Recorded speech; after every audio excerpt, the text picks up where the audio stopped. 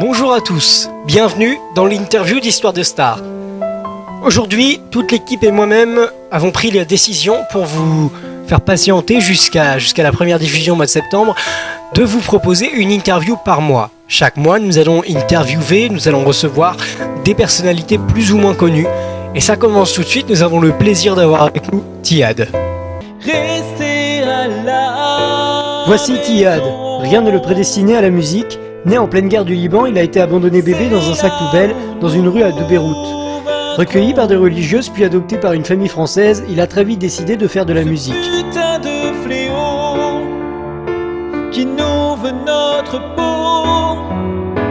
Il affirme dès l'âge de 5 ans sa passion pour la musique.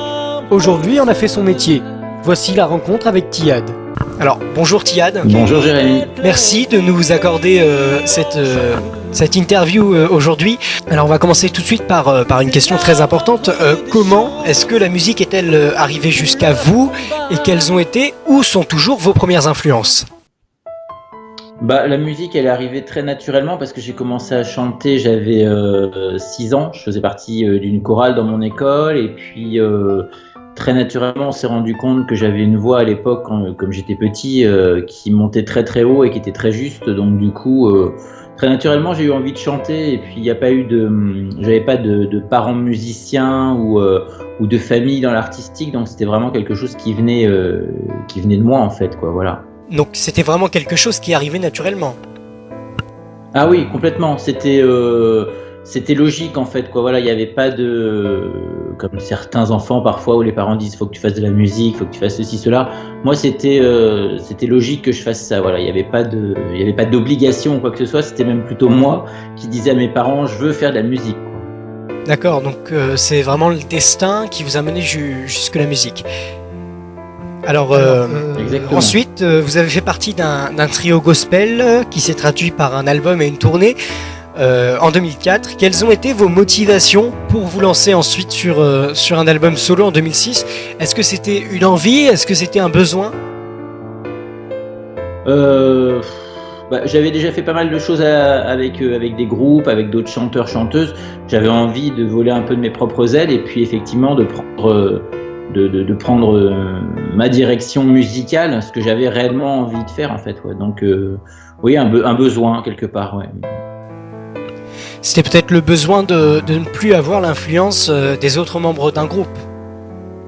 Exactement, tout à fait. Très bien, merci beaucoup.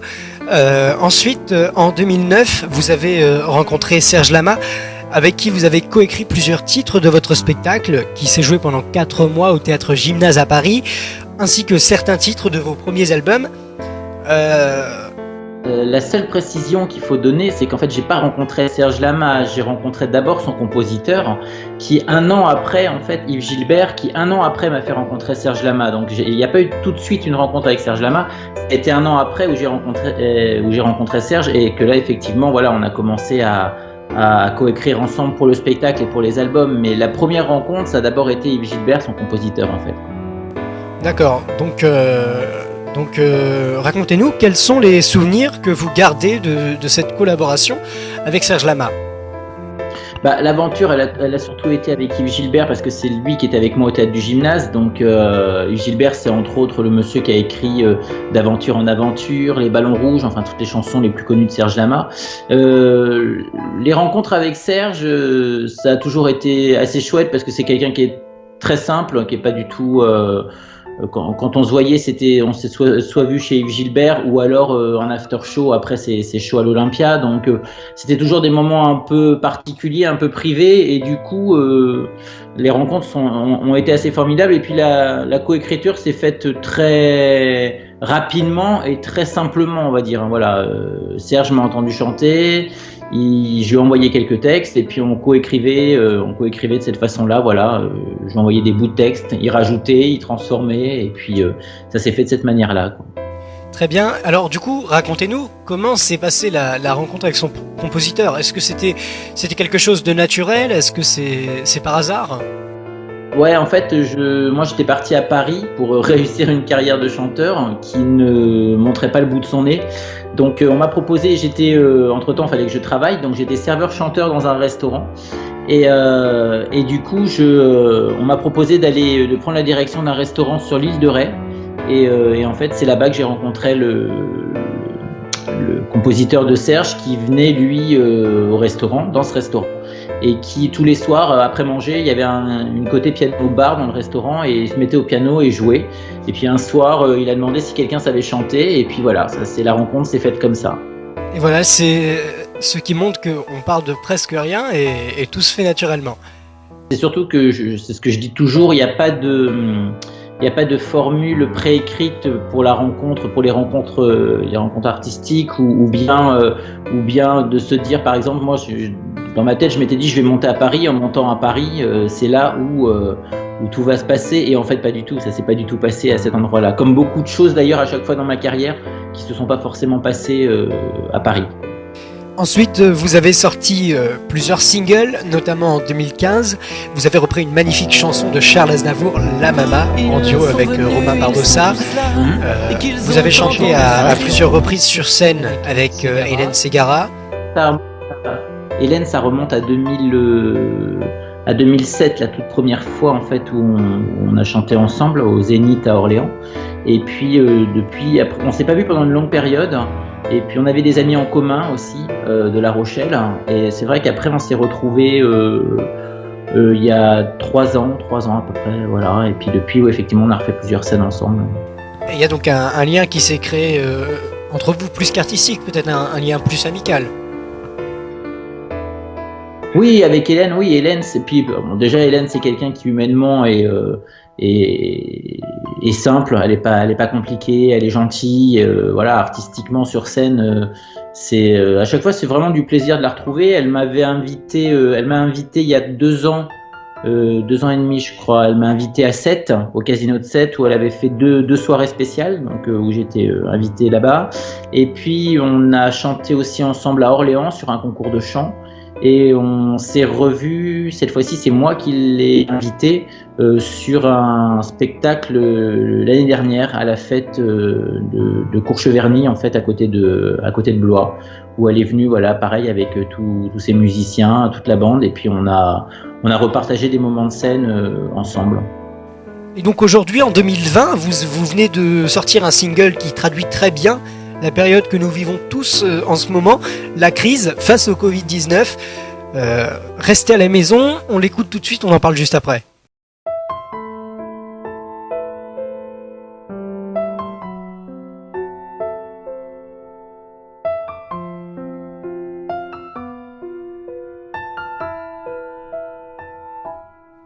Dans la brume de ce moment, c'est notre corps l'instrument d'un essai de la nature, d'un Covid un peu trop dur.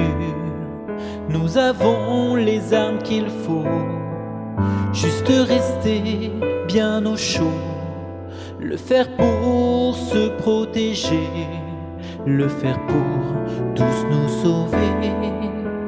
Rester à la maison, c'est là où nous vaincrons ce putain de fléau qui nous veut notre peau. Le faire au moins pour ceux qui mettent leur vie en jeu. C'est la moindre des choses pour leur combat sans pause. La vie prend un autre sens quand elle nous prive de liberté. La vie vit à contresens dans ce monde si tourmenté. La nature prend le dessus sans pouvoir le contrôler. Et je veux croire à l'amour d'une union pour nous sauver. Rester à la maison, c'est là où nous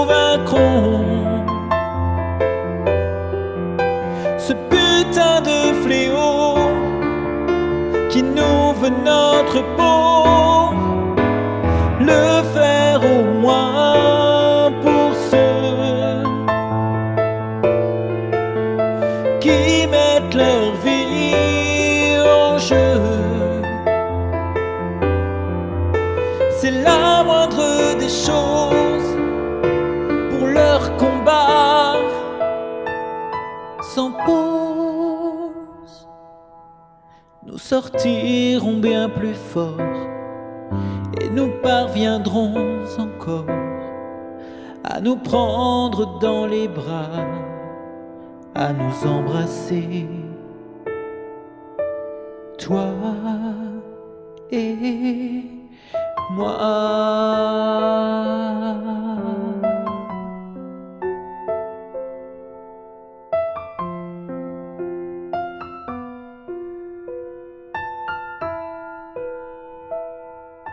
Nous gagnerons ce combat.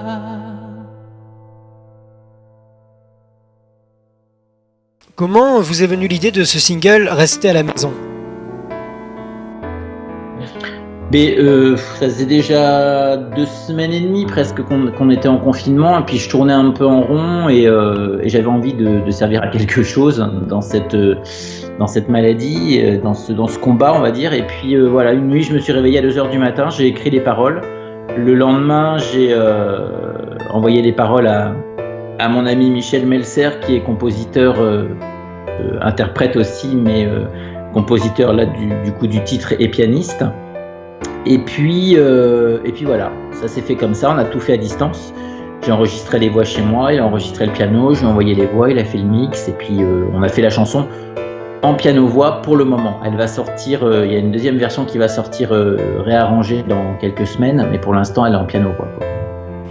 D'accord, merci. On a pu comprendre que vous ne touchez aucune revenu face à ce single. Alors expliquez-nous à qui toutes les recettes de ce single sont-elles reversées ? Alors les droits et les bénéfices du single seront reversés en fait dans un premier temps à Fondation Hôpitaux de Paris et aux Hôpitaux de France, puisque voilà, on s'est mis aussi en relation avec eux, donc par rapport à ça, puisque eux chapeautent, on va dire, un peu toute la France, les hôpitaux de Paris plus principalement, mais aussi tous les hôpitaux de France. Et puis j'ai des amis qui étaient à l'hôpital de Béziers, donc il y aura aussi une partie pour l'hôpital, au centre hospitalier de Béziers, et puis le CHR d'Orléans, puisque moi j'habite à Orléans, donc le CHR d'Orléans qui aura également une partie des droits. Les droits seront divisés en parts égales.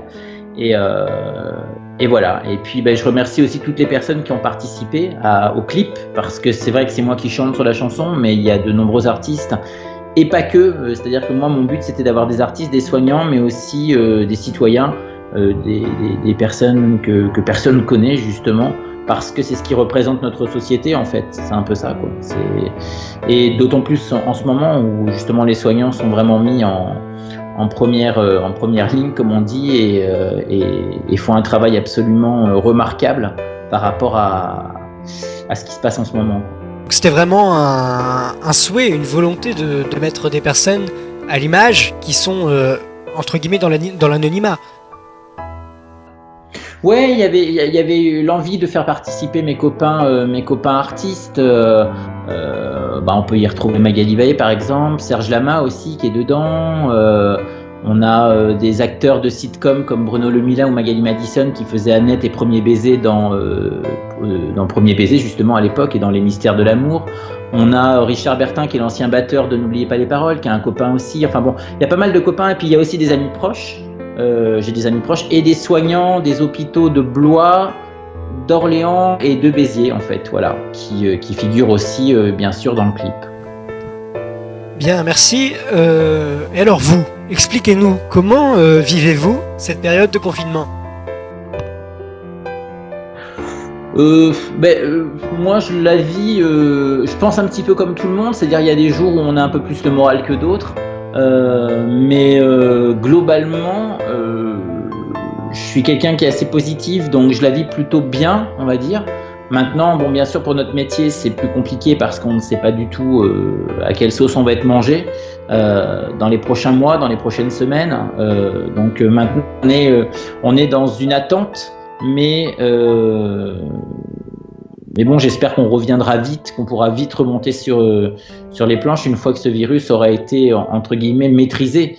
Mais la maîtrise du virus ne tient, je le dis toujours, que par notre civisme et par nous-mêmes.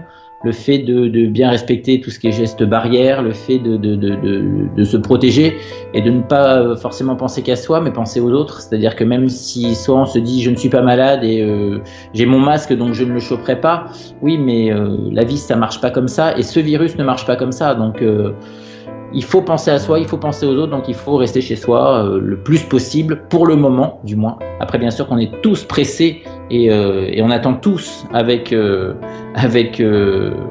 grande impatience ce moment où on pourra remettre le bout de notre nez dehors, quoi. Pour terminer, est-ce que vous accepteriez alors de nous interpréter un morceau de votre dernier single, Restez à la maison ? Eh bien, pourquoi pas. Allons-y. Alors on vous écoute.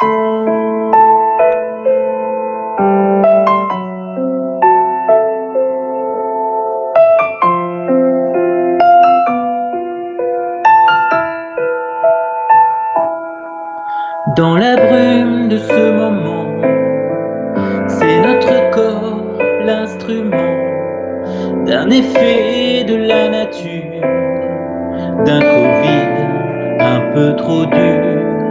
Nous avons les armes qu'il faut, juste rester bien au chaud, le faire pour se protéger, le faire pour tous nous sauver. Restez à la maison,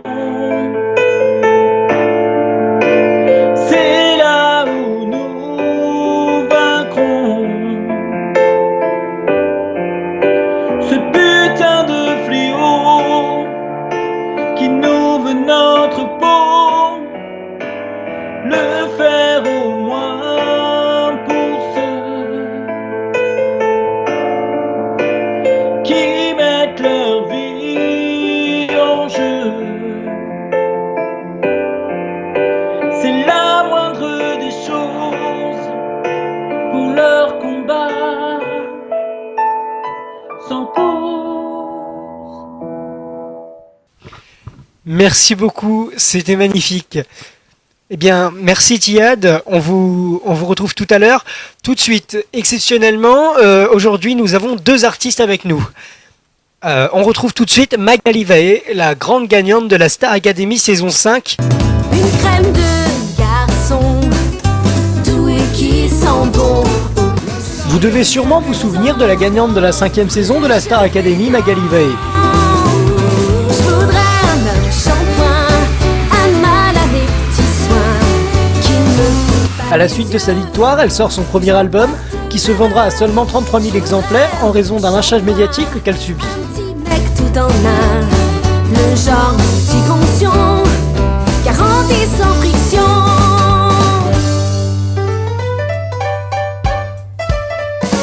Un embellissant. Les médias la rabaissent sans cesse, mais Magali a su relever les épaules en 2014 en sortant son 2e album Métamorphose. Aujourd'hui, rencontre avec Magali. Alors bonjour Magali. Coucou. Alors merci de nous accorder cette interview. Alors vous, expliquez-nous comment est-ce que la musique est arrivée jusqu'à vous, et quelles ont été vos premières influences ? Alors la musique, elle a toujours fait partie de moi en fait. J'ai pas de souvenir où il n'y a pas de musique dans ma vie, puisque même mes parents m'ont raconté que petite il me fallait la musique pour m'endormir. Donc et je parle de ça bébé. J'ai fait ma première scène, j'avais 3 ans. Donc non, ça a toujours fait partie de ma vie. Et mes influences, alors on va dire que vraiment la première grosse influence que j'ai eue, c'est certainement Édith Piaf, puisque ça a été une chanteuse qui a été très rapidement présente dans mon univers musical. On a suivi bien sûr Céline Dion, Lara Fabian, voilà, toutes ces grandes voix. Mais c'est vrai que Édith Piaf a certainement été la première qui m'a inspirée. Merci. Alors, comme vous venez de le dire, la musique est entrée dans votre vie dès toute petite, dès le plus jeune âge. Dites-nous, comment êtes-vous arrivé jusque la Star Academy en 2005 ?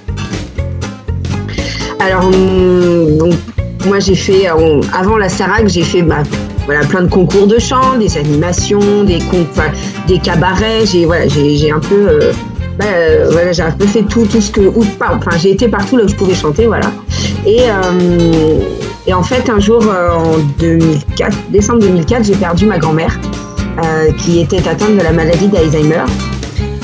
Et j'ai appris le jour de son enterrement, en fait, qu'elle avait toujours rêvé d'avoir un chanteur ou une chanteuse dans la famille. Donc ça m'a forcément, en plus ce jour-là, ça m'a beaucoup touchée. Et j'avais déjà chanté devant elle, mais je sais qu'elle s'est jamais vraiment rendue compte que c'était moi. Et donc ce jour-là, le jour de son enterrement, je lui ai promis que j'essaierais de réaliser son rêve, mais aussi le mien. Et que j'en ferais mon métier et que je me donnerais les moyens, quoi, tout simplement. Et c'est pour ça que j'ai passé le casting de la Starac, parce que sinon j'avais tellement peu confiance en moi que je l'aurais jamais passé. Et donc, est-ce que la Star Academy vous a permis de reprendre confiance en vous, justement ? Artistiquement, même si l'après a été très compliqué, artistiquement, on va dire que la Starac déjà m'a beaucoup appris au niveau de la scène, au niveau des plateaux télé, forcément. Mais aussi des relations humaines, puisque c'était aussi une télé-réalité d'enfermement. J'ai pris en maturité énormément. J'ai énormément appris et l'après aussi m'a énormément appris sur moi. Et de toute façon, je sais pas. En tout cas, je sais que je ne regretterai jamais d'avoir fait cette émission. Donc c'est forcément une belle aventure. Alors racontez-nous, quels sont les souvenirs que vous gardez, qu'ils soient positifs ou négatifs ? Forcément, le premier, c'est l'arrivée au château. ça reste mythique. Les premiers pas sur le plateau. Des duos, forcément. Premier duo, Lara Fabian. J'ai eu la chance également de chanter avec Liza Minnelli, Serge Lama, Grégory Le Marchal, Johnny Hallyday, Maria Carey, et j'en passe. Je peux pas tous les citer, mais Aznavour. J'ai eu cette chance. Ça reste des souvenirs gravés à vie. J'ai vécu une superbe aventure avec des gens super top, des camarades super top. Négatif, forcément qu'il y a du négatif parce que c'est aussi une compétition, mais vraiment, 15 ans après, j'ai pas de regrets, de rancœur ni quoi que ce soit. Il y a plus de mauvais souvenirs. À l'époque, c'était des mauvais souvenirs. Aujourd'hui, ça n'en est plus. Donc vous en gardez quelque chose de positif, un bon souvenir. Oui, j'en garde vraiment un sentiment très positif et des souvenirs très positifs. Après plusieurs mois de compétition, après près de 4 mois, malgré l'amitié, vous l'avez dit, c'est une télé-réalité, vous êtes enfermés tous ensemble entre candidats, entre rivaux. Quel a été votre sentiment lorsqu'on vous a dit la gagnante de la Star Academy, c'est Magali ? Je m'attendais à rester, 2-3 semaines, pas plus. Déjà pour moi, rentrer à la Starac, j'y croyais pas. C'était pour moi pas possible. En fait, il faut expliquer que je suis rentrée, je devais avoir 10 ans d'âge mental. Et je suis ressortie, j'en avais, pas totalement 18, mais j'étais pas loin. J'avais toujours été chez papa, maman. Donc j'avais toujours été protégée. Et donc, pour moi, ça a été une émancipation de malade. Et quand les semaines passant, déjà savoir que j'allais faire la tournée, déjà pour moi c'était énorme. C'était mon premier but, en fait, faire la tournée pour un artiste, c'est juste une aventure incroyable. Et donc après je m'étais dit c'est du bonus. Après je prends ce qu'il y a à prendre et voilà. Et puis le public a décidé de me faire remporter cette superbe émission, cette superbe aventure. Et rien que pour ça, moi sur le moment j'y croyais pas. Tout le moment où Nico s'annonce ma victoire, c'est vrai que quand on le regarde, moi quand je le regarde aujourd'hui, 15 ans après, je me dis putain mais qu'est-ce que c'est long. Alors que sur le moment, j'ai l'impression que ça a duré 30 secondes. J'étais tellement dans ma bulle, tellement ailleurs. La preuve c'est que Jérémy qui était avec moi en finale m'a parlé à l'oreille après ma victoire. J'étais tellement ailleurs que je m'en souvenais même plus. Il y a plein de choses comme ça qui se sont passées qu'on a dû me raconter après parce que j'étais ailleurs. J'étais perdue, quoi.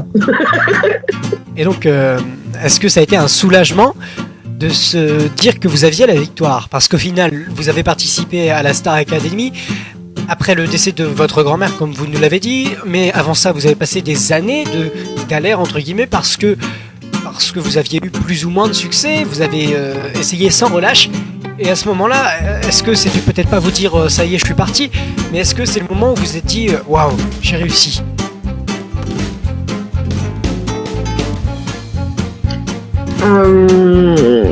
Alors pour moi, le fait d'avoir gagné, c'était une étape, c'était pas une finalité. Je savais qu'après, il y aura encore beaucoup de travail que j'avais pas encore, et même encore aujourd'hui, j'ai encore énormément de choses à apprendre. Pour moi, la Starac, c'était une étape, c'était pas une finalité. Et bon, j'ai bien fait de penser ça parce que sinon je serais tombée de très haut. Mais non, je savais que grâce à ça, j'allais pouvoir déjà sortir un album. Enfin, c'était voilà, pour moi, 18 ans, je me suis dit, je vais sortir un album. Déjà pour moi, c'était génial. Et dans les heures qui ont suivi, j'ai appris que cet album, j'allais l'enregistrer au Canada avec Rick Allison. À 18 ans, tout dans la même soirée, ça faisait beaucoup. Moi, c'était ça que je voyais. Alors après, on m'a dit, mais tu te rends compte en tant que gagnante, tu vas aller au Energy Music Award, tu vas machin, tu vas truc. En fait, je n'ai rien fait. À part l'album et la tournée Starac, je n'ai rien fait. Donc, je voulais pas me projeter, je voulais vraiment vivre l'instant présent. Et je pense que c'est ce qui m'a sauvée, en fait. J'aurais pu certainement vraiment sombrer et être en dépression, en dépression très grave, parce que j'étais en dépression, mais pas à ce point-là. Je pense que ça m'a sauvé le fait de vivre au jour le jour et de ne pas me projeter en me disant ça y est, je suis une superstar, j'ai gagné la Starac, c'est top. Non, voilà, il y avait encore beaucoup de chemin à faire. Et il y en a encore beaucoup et il y en aura toujours. Et donc merci, comme vous l'avez dit, ensuite vous avez sorti votre premier album. Donc l'après-Starac, comme vous l'avez dit, n'a pas toujours été très beau. Vous avez été victime d'un lâchage médiatique de courte durée puisque vous avez vite surremonté la pente et vous avez fait un retour en force sur le devant de la scène depuis 2014 avec votre deuxième album Métamorphose. En 2015, vous avez ressorti un single, c'était la fièvre acheteuse. Depuis, vous enchaînez les tournées, les concerts, le succès est là, le public est là. On est content pour vous. Et alors, vous, dites-nous, on peut vous retrouver tous les soirs en direct sur Facebook de 16h à 17h. Alors le soir, c'est du lundi au vendredi de 16h à 17h. Voilà, pendant le confinement, donc je sais pas encore jusqu'à quand je le ferai, mais de toute façon ce sera annoncé sur ma page Facebook. Oui, voilà, et je me suis donné un challenge, c'est de ne jamais chanter 2 fois la même chanson. Donc j'en suis à plus de 360 chansons chantées depuis le début du confinement. Donc j'essaye de varier les styles, ça dépend de la demande des gens. Vous voyez, je regarde, j'ai des petites listes de chansons que je dois travailler parce qu'on me les a demandées et que voilà, savoir si ça me correspond et tout. Donc, ça me correspond si je peux la chanter parce que forcément je peux pas tout chanter non plus. Donc voilà, et puis c'est un moment surtout on essaye d'oublier un peu tout, voilà, tout ce qui peut se passer et en même temps en discuter parce que des fois il y a des gens à qui on peut pas spécialement parler, mais le fait d'en discuter avec des gens qu'on connaît sans connaître en fait, ça fait aussi du bien. Et de savoir que quel que soit notre métier, le fait de passer à la télé ou pas, on vit la même chose. Et ça nous met tous sur un pied d'égalité. Et je pense que c'est important de le savoir et c'est important aussi de le dire. C'est important de le dire et de le montrer. Et voilà, c'est juste un bon moment qu'on passe chaque soir pendant 1 heure, des fois un peu plus, des fois je fais du rap. Donc, non, voilà, c'est que du bonheur. Et donc alors, à part le fait de vous retrouver tous les soirs en direct sur Facebook, comment est-ce que vous vivez le confinement ? Eh bien moi je vis avec donc ma fille qui a 8 ans, donc je suis aussi maîtresse d'école. Voilà, forcément. Et puis après tout ce qui incombe, voilà, le fait d'habiter d'habiter seule, donc je fais tout entretien de la maison, ménage, lavage, nettoyage, faire à manger aussi. Voilà, je fais tout, hein, ouais. Et puis après mon métier en même temps, c'est-à-dire qu'on continue à travailler puisque j'ai un projet de single qui devait à la base ne plus être un projet à ce moment-là, puisqu'il aurait dû être sorti mi-avril, mais le fait d'avoir été en confinement, on n'a pas pu tourner les clips. Donc on attend de savoir quand est-ce que ça sera possible. Est-ce qu'on va le sortir avant les vacances? Est-ce que ce sera la rentrée? On ne sait pas encore. On va réfléchir à tout ça et de toute façon les gens seront tenus au courant sur ma page Facebook. Merci. Alors maintenant, est-ce que vous accepteriez pour nous de nous chanter un extrait de la chanson que vous voulez? Un extrait de la chanson que je veux? Eh ben, on a parlé. Je vais chanter un extrait d'une chanson qui est extrait de mon dernier album Métamorphose, qui s'appelle Mon ange gardien. Alors on vous écoute. Ça fait longtemps qu'elle est partie, mais elle est encore bien présente. Oui, je sais bien que c'est la vie, mais elle me semble encore vivante. Je suis un peu comme tous ces gens qui s'imaginent inconsciemment que lorsqu'on perd un être cher, son âme reste avec nous sur terre. Certains diront que je suis folle, qu'il me faudrait une camisole. Pourtant, je vous jure, quand je suis seule, je perçois l'esprit de mon aïeul. C'est le voyage dans ma vie. Elle veille sur moi jour et nuit. Elle me donne même des conseils parfois quand un choix se présente à moi. Elle est mon étoile du berger. Elle me guide vers ma destinée. Et face au tracas quotidien, elle devient mon ange gardien. Merci Magali, c'est magnifique. Et donc depuis 2019, vous avez sorti votre dernier single en duo avec Tiyad justement. Un très bel hommage à Morane et Lara Fabian. Vous avez repris la chanson Tu es mon autre. Tiyad est de nouveau avec nous. Alors racontez-nous. Aujourd'hui, c'est un lien bien plus qu'artistique que vous partagez. C'est une véritable amitié qui s'est liée entre vous. Vous avez une magnifique complicité, autant artistiquement que derrière le rideau. Alors racontez-nous, comment s'est passée votre rencontre? Bah tiens, tu es à l'initiative, donc... La rencontre avec Magali, ça remonte à il y a 10 ans maintenant. Hein. C'était en 2000. Plus de 10 ans même, puisqu'on se croisait avant. Oui, puisqu'on se croisait avant dans un célèbre établissement parisien.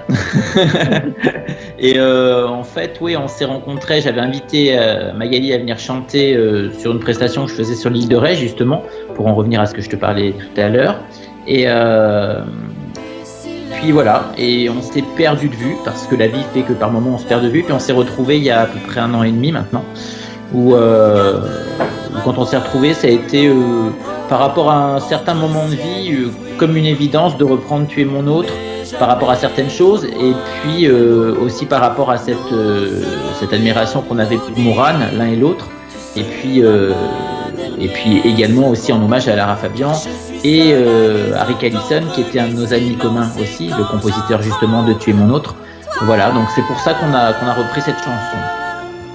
Alors, merci. La question suivante, vous y avez un petit peu répondu. Je vais vous la poser quand même. Donc, comme je le disais, vous avez donc repris Tu es mon autre l'année dernière. Quelle a été la motivation de ce single? Alors, la première motivation, c'était que c'était une chanson justement qu'on chantait ensemble 10 ans avant. Et il s'est passé des choses dans nos vies, surtout dans ta vie, voilà, qui ont fait qu'il a voulu reprendre cette chanson.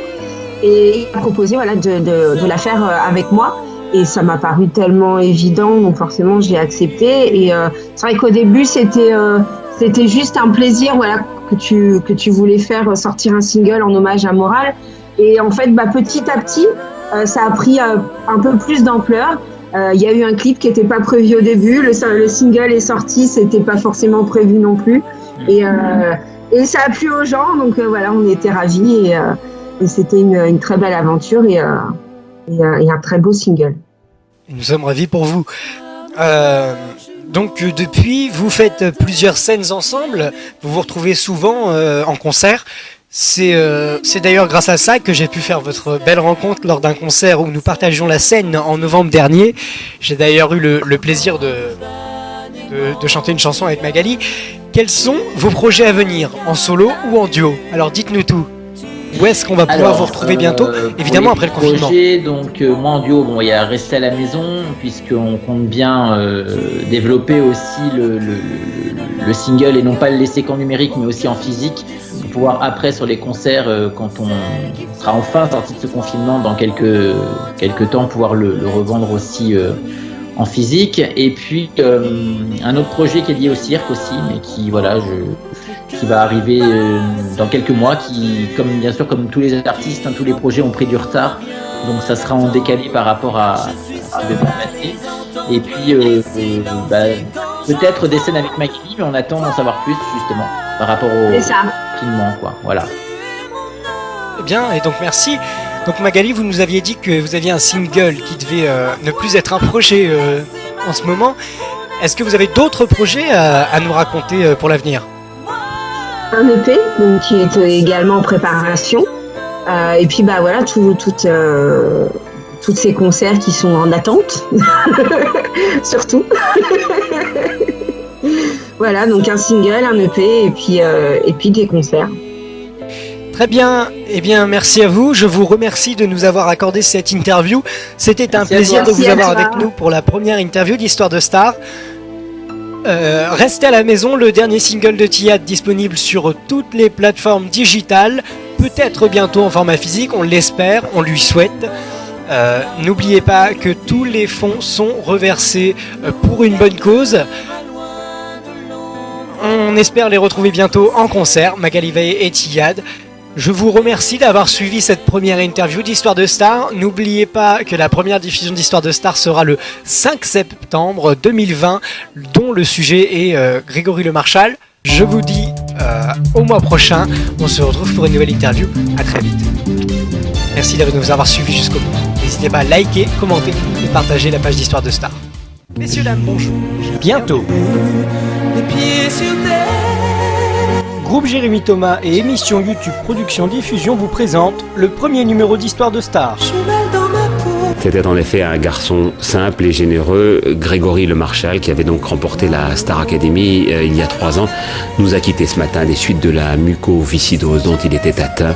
Il allait fêter ses 24 ans. Découvrez la carrière unique de Grégory Le Marchal. La Star Academy 4 a été remportée par Grégory. Écris l'histoire. Histoire de Star, votre premier épisode, le 5 septembre 2020 à 17h, en première sur la chaîne YouTube Histoire de Star.